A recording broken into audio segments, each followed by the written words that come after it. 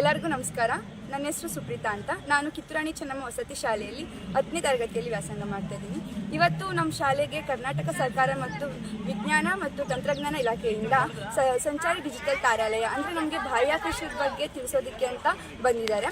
ನಾವಿವತ್ತು ಅಲ್ಲಿ ಏನೇನು ತಿಳ್ಕೊಂಡು ಅಂದರೆ ಅಲ್ಲಿ ಭೂಮಿಯಿಂದ ಮೇಲ್ಗಡೆ ಬಾಹ್ಯಾಕಾಶದಲ್ಲಿ ಹೇಗೆ ಗ್ರಹಗಳು ಸಂಚಾರ ಆಗುತ್ತೆ, ಮತ್ತು ನಮ್ಮ ಭೂಮಿಯಲ್ಲಿ ಆಗುವಂತಹ ಅಮಾವಾಸ್ಯೆ ಹುಣ್ಮೆಗಳಿರ್ಬೋದು ಅದ್ರ ಬಗ್ಗೆ ತಿಳ್ಕೊಂಡು, ಮತ್ತು ಭೂಮಿ ಸುತ್ತ ಸೂರ್ಯನ ಸುತ್ತ ನಮ್ಮ ಭೂಮಿ ಹೇಗೆ ತಿರುಗುತ್ತೆ, ನಮ್ಮ ಭೂಮಿ ಸುತ್ತ ಚಂದ್ರ ಹೇಗೆ ತಿರುಗುತ್ತೆ, ಮತ್ತು ನಮ್ಮ ಭೂಮಿಯಲ್ಲಿ ಗ್ರಹಣಗಳು ವರ್ಷಕ್ಕೆ 4 ಸಲ ಆಗುತ್ತಂತೆ.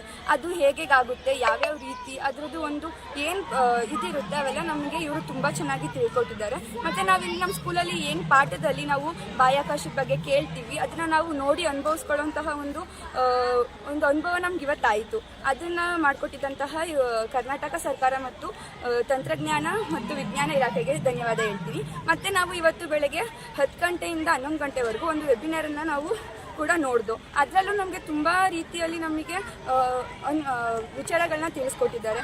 ಅದಕ್ಕೋಸ್ಕರ ನಾನು ನನ್ನ ಕಡೆಯಿಂದ ಮತ್ತು ನಮ್ಮ ಶಾಲೆಯ ವಿದ್ಯಾರ್ಥಿ ಕಡೆಯಿಂದ ತುಂಬ ಧನ್ಯವಾದನ ತಿಳಿಸೋದಕ್ಕೆ ಇಷ್ಟಪಡ್ತೀನಿ. Thank you.